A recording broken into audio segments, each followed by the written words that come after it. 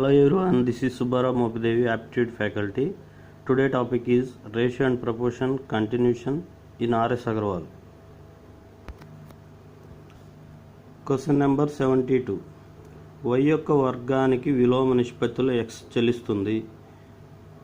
x equal to 1 అయినప్పుడు y equal to 2 అయితే y equal 6 అయినప్పుడు x విలువ ఎంత?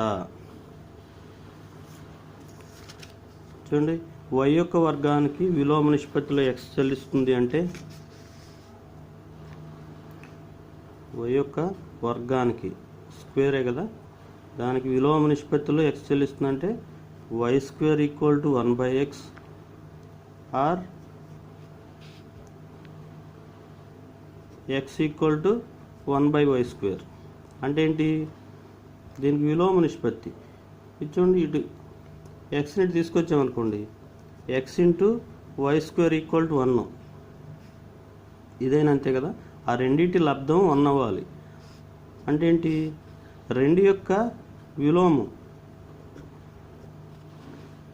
విలోమ సంఖ్య ఏమవుతుంది? 1/2 అవుతుంది. అంటే ఏంటి? ఈ రెండింటిని గుణిస్తే 1 రావాలి. అంతే కదా. 2 క్యాన్సిల్ అయిపోతే 1. అది విలోమ సంఖ్య అంటే అది. ఓకే, ఇక్కడేమన్నాడు? x ఈక్వల్ టు 1 అయినప్పుడు y 2 అవుతుందంట. అదే y 6 అయినప్పుడు x ఎంత అవుతుంది అన్నాడు. ఓకేనా. వీటిని x1 y1 x2 y2 అనుకున్నాం అనుకోండి. ఓకే, ఈ రెండిటి లబ్ధం 1, ఈ రెండిటి లబ్ధం కూడా 1 కదా. ఓకే, ఇప్పుడు ఈ రెండిటి లబ్ధం సమానం కదా. x1 into y1 square equal to x2 into y2 స్క్వేర్కి సమానం. అంతే కదా. ఈ రెండిటి లబ్ధం 1, ఈ రెండిటి లబ్ధం 1. సో చూడండి, x1 అంటే 1, y1 అంటే 2 స్క్వేర్, x2 ఎంతో కనుక్కోవాలి, ఇంటూ y2 అంటే ఎంత? 6 స్క్వేర్. x2ని ఇలా ఉంచేయండి, 6 స్క్వేర్ని తీసుకొస్తే 1 ఇంటూ 2 స్క్వేర్ ఎంత? 2 స్క్వేర్ అంటే 4 ఇంటూ 1 4. 6 స్క్వేర్ అంటే 36. ఇటు గుణిస్తుంది, ఇటు వస్తే భాగిస్తుంది. 4 1 టైం, 4 9 టైమ్స్, 1/9. అది x equal to 1/9. Next question చూడండి, 73. 10% of x equal to 20% of y అయితే x is to y. ఇది ఆఫ్ అంటే మనకి సింప్లిఫికేషన్స్లో బాడ్మాస్ రూల్లో చెప్తాము. ఓఎఫ్ ఆఫ్ అంటే యొక్క ఇంటూ సింబల్ అనమాట. 10% ఆఫ్ అంటే into x equal to 20% of అంటే ఇంటూ y. ఓకే, చూడండి, దీని యొక్క గుణిజం నిష్పత్తిలో దీని భాగం అవుతుందని చెప్పాం కదా. x గుణిజం y భాగం అవుతుంది, y గుణిజం x భాగం అవుతుంది. ఇప్పుడు x is to y ఎంత అవుతుంది? 20% is to 10%. Okay, percent symbol cancel చేస్తే ఇంకెంత ఉంది? 20 10. 0 క్యాన్సిల్ అయిపోతే 2 is to 1. ఓకేనా. చూడండి, ఇది ఇంకా సింపుల్గా ఈక్వల్ సింబల్ ఉంది కనుక 10% అంటే 2a ఈక్వల్ టు 3b ఉందనుకోండి. a is to b ఏమవుతుంది? అంటే ఇక్కడ ఇచ్చిన నంబర్స్ ఏంటి? 2 3. వీటిని రివర్స్లో రాసుకోవటమే. 3 ఇటు రాస్తాం, 2 ఇటు రాస్తాం. ఓకేనా. అట్లాగే ఇక్కడ ఏమేమి ఉన్నాయి? 10% 20%. రివర్స్లో రాస్తే 20% is to 10%. x y కదా. ఓకే, పర్సంటేజ్ సింబల్ క్యాన్సిల్ అయితే 0 క్యాన్సిల్ చేస్తాం, 2 is to 1. ఇది ఇలా సింపుల్గా చేసుకోవచ్చు, ఇవన్నీ రాయకుండా. నెక్స్ట్ క్వశ్చన్ చూడండి, 74. ఒక వ్యవస్థలో కరెంటు బిల్లులో కొంత భాగం స్థిర ఛార్జీగా ఉండగా కొంత భాగం వాడిన కరెంటు యొక్క యూనిట్లపై ఆధారపడి మార్పు చెందుతుంది. ఒక నెలలో 540 యూనిట్లు వాడకం అయితే 1800 రూపాయలు బిల్లు అయింది. ఇంకో నెలలో 620 యూనిట్లు వాడకానికి 2040 రూపాయలు బిల్లు వచ్చింది. మరో మాసంలో 500 యూనిట్లు వాడకం అయితే దానికి అయ్యే బిల్లు విలువ.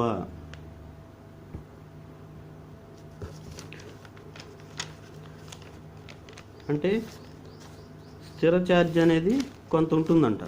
అంటే మనం కరెంటు వాడినా వాడకపోయినా కానీ కొంత స్థిర ఛార్జ్ ఉంటుంది. అక్కడ నుండి మనం ఎన్ని యూనిట్లు వాడితే అన్ని యూనిట్లకి క్యాల్కులేట్ చేసి మొత్తం స్థిర ఛార్జీని కూడా కలిపి అక్కడ మనం బిల్లు కట్టాలి. చూడండి, 620 యూనిట్లకి 2040 అయింది, 540 యూనిట్లకి 1800 బిల్లు అయింది. ఆ రెండింటి మధ్య డిఫరెన్స్ ఎంత చూడండి. 620 యూనిట్లకి 2040 అయింది, 540 యూనిట్స్కి ఎంత అయింది? 1800 అయింది. ఇవి రూపాయలు, ఇవి యూనిట్స్. డిఫరెన్స్ చూడండి, 620 యూనిట్ల నుంచి 540 యూనిట్లు పోతే ఓకే 80 యూనిట్స్. 2000 నుంచి 1800 తీసేస్తే ఎంత? 240. ఓకే, 240 రూపాయలు. 0 క్యాన్సిల్. 8 24లో 3 టైమ్స్ అంటే ఒక యూనిట్ ఎంత? 3 రూపాయలు. చూడండి, ఈ 3తో 540 యూనిట్ల విలువ ఎంతో కనుక్కోవచ్చు, లేకపోతే 620 యూనిట్ల విలువ ఎంతో కనుక్కుంటాం. వచ్చిన దాన్ని దీనిలో తీసివేస్తే స్థిర ఛార్జ్ ఎంతో వస్తుంది. చూడండి, 540 ఇంటూ 3 ఎంత? 3 500, 1500, 3 40, 120, 1620 రూపాయలు మామూలుగా అయితే 540 యూనిట్లకి. ఓకేనా? కానీ ఇక్కడ 1800 కట్టాడు. 540 యూనిట్లు బిల్లు, 540 యూనిట్లు యూజ్ చేసుకుంటే 1800 కట్టాడు. కానీ ఇక్కడ 1620 రూపాయలు వస్తుంది. ఛార్జ్ ఎంత అవుతుంది? ఈ 1800 నుంచి 1620 తీసేస్తే ఎంత? 180 రూపాయలు. 180 రూపాయలు అనేది స్థిర ఛార్జీ. చూడండి, మరో మాసంలో 500 యూనిట్లు వాడకం అయితే దానికి అయ్యే బిల్లు ఎంత అంటే 500 యూనిట్లకి ఎంత? 500 యూనిట్లు ఇంటూ 3 1500 యూనిట్లు, 1500 రూపాయలు. ఓకేనా? 1500 రూపాయలకి స్థిర ఛార్జ్ యాడ్ చేయాలి కదా, ప్లస్ 180, 1680 రూపాయలు. చూడండి, మళ్ళీ చూడండి, 620 యూనిట్లకి 2040 రూపాయలు, 540 యూనిట్లకి 1800 బిల్లు. ఓకే, డిఫరెన్స్ ఎంత? 80 యూనిట్స్కి 240 రూపీస్. ఓకే, 1 యూనిట్ ఎంత? 3 రూపీస్. అదే 540 యూనిట్స్కి 3 రూపీస్ చొప్పున, యూనిట్ 3 రూపీస్ చొప్పున 1620 అవుతుంది. కానీ ఇక్కడ 1800 కట్టాడు. ఆ డిఫరెన్స్ ఎంత? 180 అనేది స్థిర ఛార్జీ. మనం కరెంటు వాడుకున్నా వాడుకోకపోయినా కట్టవలసింది అది.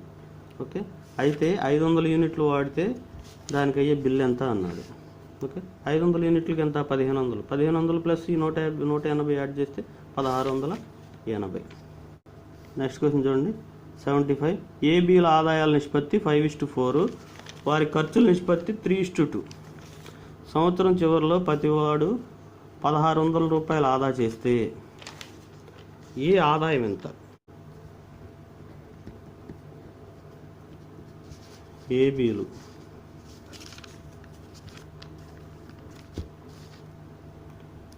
ఆదాయం ఎంత?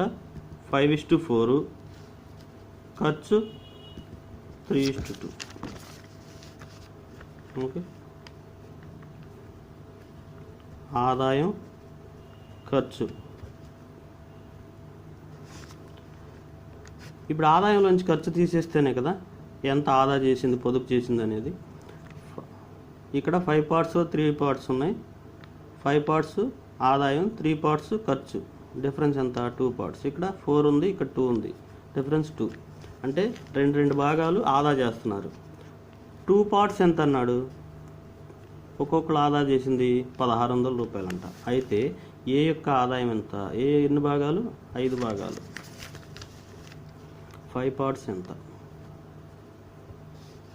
Okay, 2 1600లో 16లో 2 8 times 800. ఓకే, ఏ యొక్క ఆదాయం ఎంత, 5 × 800 ఎంత, 5 × 8 40, 2 zeros, 4000 రూపాయలు. ఓకే, నెక్స్ట్ చూడండి 76. జింకు కాపర్లను 9:11 నిష్పత్తిలో కరిగించారు. కరిగించిన మిశ్రమ లోహంలో 28.8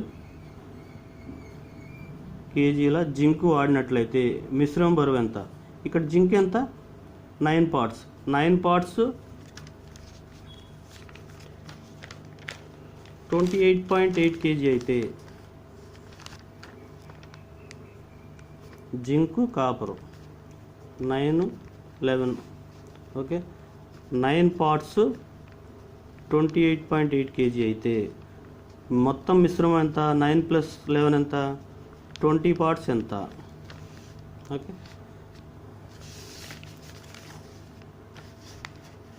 చూడండి 20/9 × 28.8. ఓకే, ఇప్పుడు 10తో దీన్ని గుణించామనుకోండి, పాయింట్ ఇక్కడికి వస్తుంది కదా, అంటే పాయింట్ క్యాన్సిల్ అవుతుంది. అప్పుడు 288 అవుతుంది. 9తో క్యాన్సిల్ చేస్తే 3 9 27, 18లో 2 సార్లు. Okay, 2 × 32 64 KG. 64 KG. Okay, 9 parts zinc కదా, 28.8 కేజీ. అయితే మిశ్రమం బరువు అంటే 9 + 11 20 పార్ట్స్ ఎంత.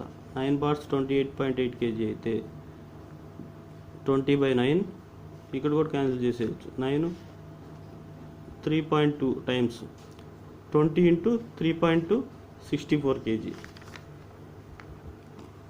నెక్స్ట్ క్వశ్చన్ చూడండి 77. 2:3, 6:11 మరియు 11:2ల సంకీర్ణ నిష్పత్తి. సంకీర్ణ నిష్పత్తి అంటే బహుళ నిష్పత్తి. బహుళ నిష్పత్తిని ఏమంటారు, కాంపౌండ్ రేషియో. కాంపౌండ్ రేషియో అంటే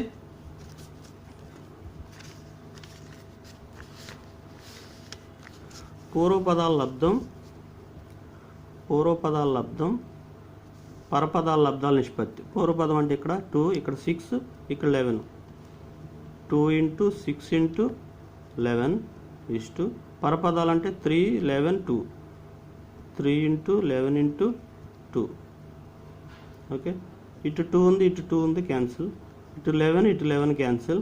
3 1 టైం, 6 2 టైమ్స్. 2:1. లేకుంటే ఇంకో పద్ధతులు ఎలా చెప్పాము, 2:3ని ఎలా రాసుకోవచ్చు, 2/3 × 6:11 ఎలా రాసుకోవచ్చు, 6/11 × 11:2ని ఎలా రాసుకోవచ్చు, 11/2. 11 క్యాన్సిల్, 2 క్యాన్సిల్, 3 1 టైం, 2 టైమ్స్. 2/1 అంటే 2:1. ఓకే, ఇలా డైరెక్ట్గా రాసుకొని క్యాన్సిల్ చేసేయచ్చు. క్వశ్చన్ నెంబర్ 78 చూడండి. ఒక సంఖ్యలో 0.4 వంతు ఇంకో దానిలో 0.06 వంతుకు సమానం అయితే రెండు సంఖ్యల నిష్పత్తి ఎంత. చూడండి, సమానం అనే సింబల్ ఇస్తే ఏం చెప్పాం, రివర్స్లో రాసుకోవాలని చెప్పాం కదా.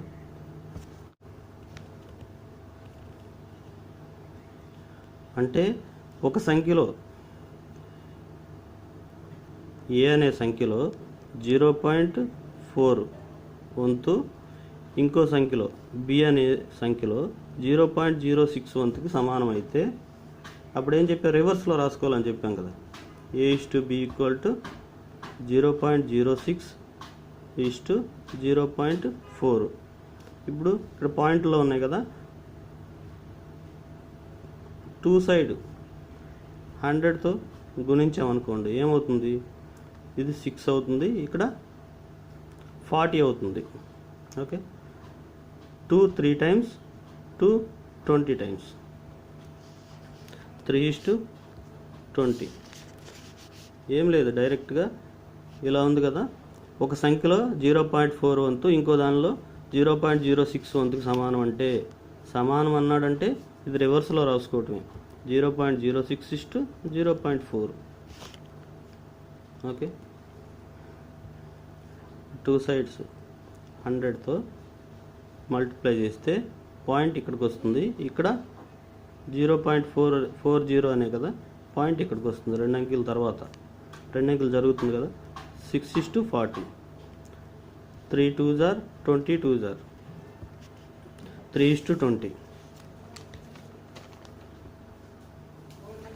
నెక్స్ట్ క్వశ్చన్ చూడండి, 6:7 నిష్పత్తిలో 2 పదాల నుంచి ఏ కనిష్ట సంఖ్యను తీసివేస్తే వచ్చే నిష్పత్తి 16:21 కంటే తక్కువ.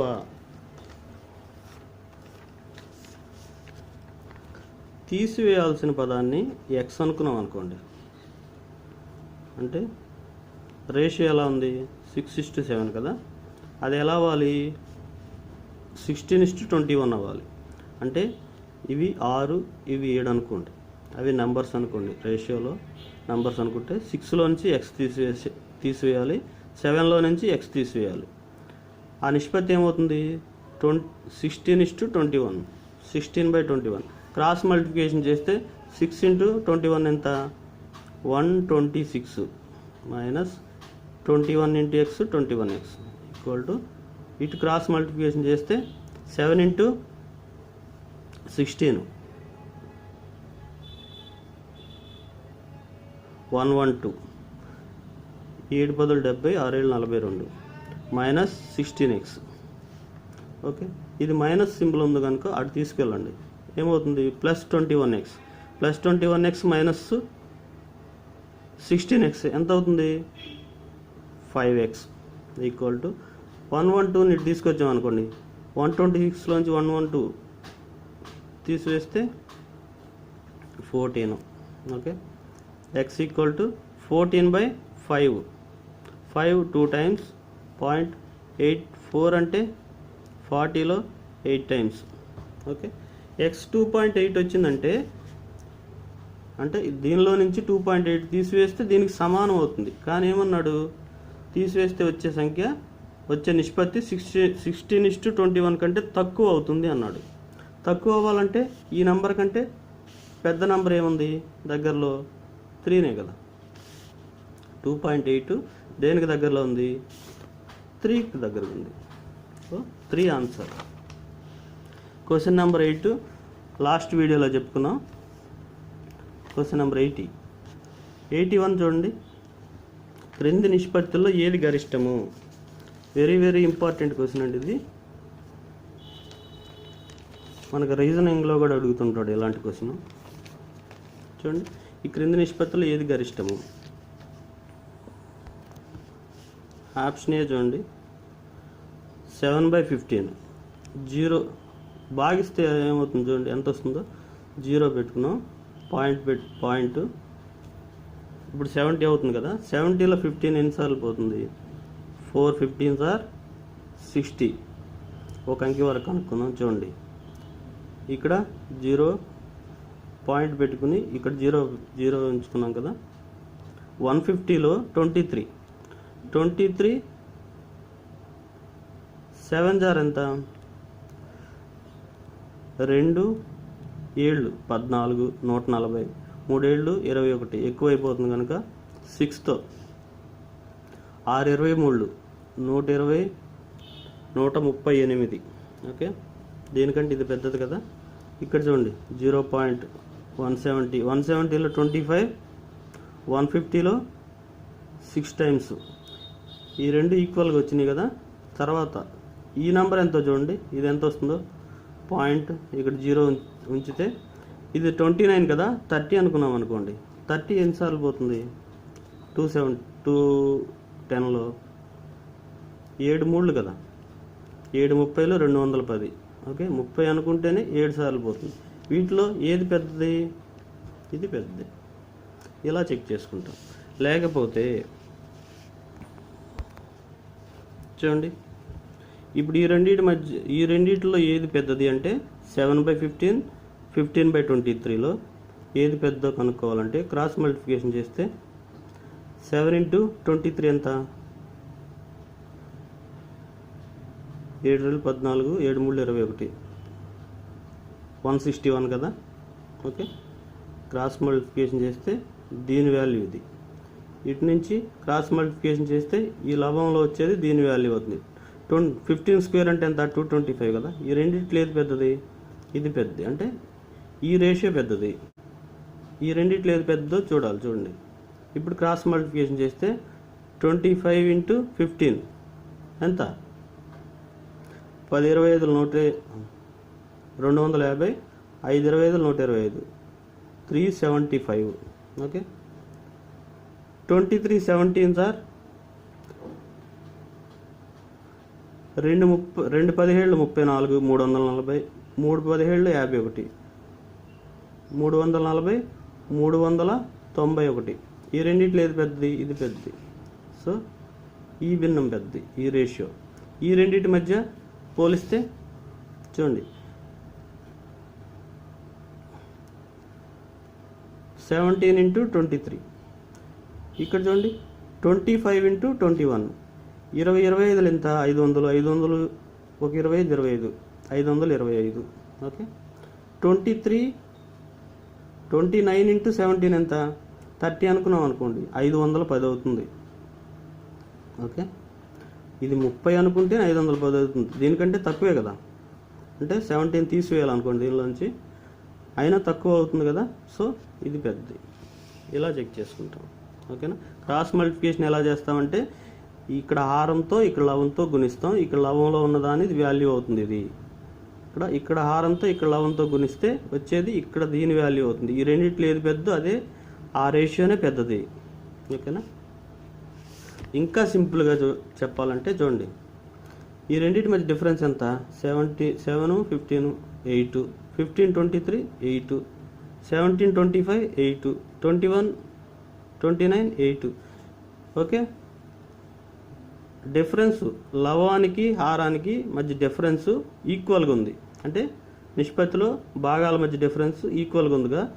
పెద్ద నెంబర్ అయితే దీనిలో లవంలో ఇది పెద్దది, హారంలో ఇది పెద్దది. సో ఇదే పెద్దది. ఓకే, ఈక్వల్ డిఫరెన్స్ ఉంటే ఓకే, ఏది హైయెస్ట్ నెంబర్ అయితే అదే ఆన్సరు. అది గుర్తుపెట్టుకోండి. ఓకే, నెక్స్ట్ చూడండి, 4:3 నిష్పత్తిలో కొంత సొమ్మును ఏబీలకు పంచగా బి వాటా 4,800 రూపాయలు అయితే మొత్తం సొమ్ము ఎంత?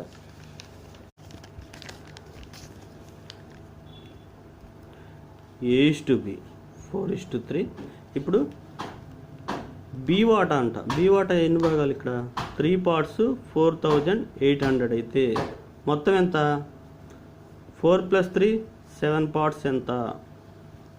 Okay, 3 48లో 16 times 1600. టోటల్ ఎంత? 7 × 16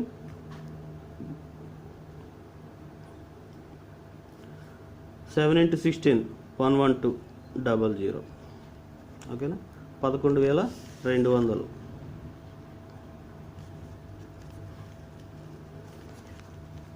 నెక్స్ట్ చూడండి, బి కంటే ఏకి 7 రూపాయలు ఎక్కువ, సి కంటే బి 8 రూపాయలు బికి ఎక్కువ వచ్చేటట్లు 53 రూపాయల మొత్తాన్ని ఏబిసిలకు పంచారు. వారి వాటాల నిష్పత్తి.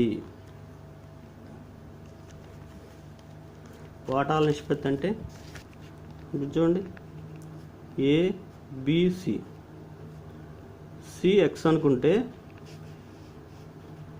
సి కంటే 8 రూపాయలు బికి ఎక్కువ. ఓకే, బి కంటే ఏకి ఎంత ఎక్కువ? 7 రూపాయలు ఎక్కువ. బి ఎంత? ఇక్కడ ఎక్స్ + 8 + 7 అంటే ఎంత? ఎక్స్ + 15. ఓకేనా. ఈ మొత్తం ఎంత 3x ప్లస్ 23. ఓకే, మొత్తం సొమ్ము ఎంత 53 రూపీస్. 23 తీసివేస్తే ఎంత ఇటు వస్తే మైనస్ అవుతుంది కదా. 3x equal to 53 minus 23 30. 3x equal 30 అయితే x ఎంత అవుతుంది? x equal to 10.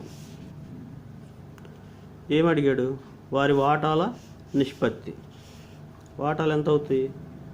సి ఏమో 10 రూపీస్, x 10 కదా. బి ఎంత అవుతుంది? 18. ఓకే, ఏ ఎంత అవుతుంది? x 10 కనుక 10 ప్లస్ 15 25. రేషియో ఎంత? 25:18:10. ఓకే, వీటిలో కామన్గా క్యాన్సిల్ ఏమైనా ఉన్నాయా? ఏమి లేవు. 25:18:10.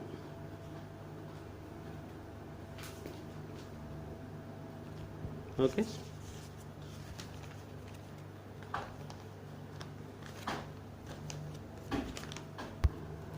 నెక్స్ట్ క్వశ్చన్ చూడండి, లాస్ట్ క్వశ్చన్. 2/7కు సమాన పరిమాణం ఉంటూ దానిలోని పదాల భేదం 40గా ఉండే నిష్పత్తి. ఏం లేదు, ఈ క్వశ్చన్ చేయనవసరం లేదు. భేదం 40 అన్నాడు కనుక ఆన్సర్లో భేదం అంటే డిఫరెన్స్ 40 ఎక్కడొస్తే అదే ఆన్సర్. 16కి 56కి డిఫరెన్స్ ఎంత? 40. ఇక్కడ 42. ఓకేనా. ఇక్కడ 41. ఇక్కడ ఎంత డిఫరెన్స్? 72కి 16కి డిఫరెన్స్ ఎంత? 56. ఓకే, ఇది కాదు, ఇది కాదు, ఇది కాదు, ఇదే ఆన్సర్. ఈ క్వశ్చన్ చేయని అవసరం లేదు. చూడండి, 2/7 అంటే 2/7 అని రాసుకోవచ్చు. 2:7కు సమాన పరిమాణం ఉంటూ దానిలోని పదాల భేదం. ఈ రెండింటి మధ్య డిఫరెన్స్ ఎంత? 5 కదా. 5 పార్ట్స్ 40 అయితే ఓకే, వాటి నిష్పత్తి ఎంత అవుతుంది? 5 8 టైమ్స్ 1 పార్ట్ 8 అయితే 2 పార్ట్స్ ఎంత అవుతుంది? 2 × 8 ఓకే, 7 × 8 2 8 16, 7 8 56. ఓకే,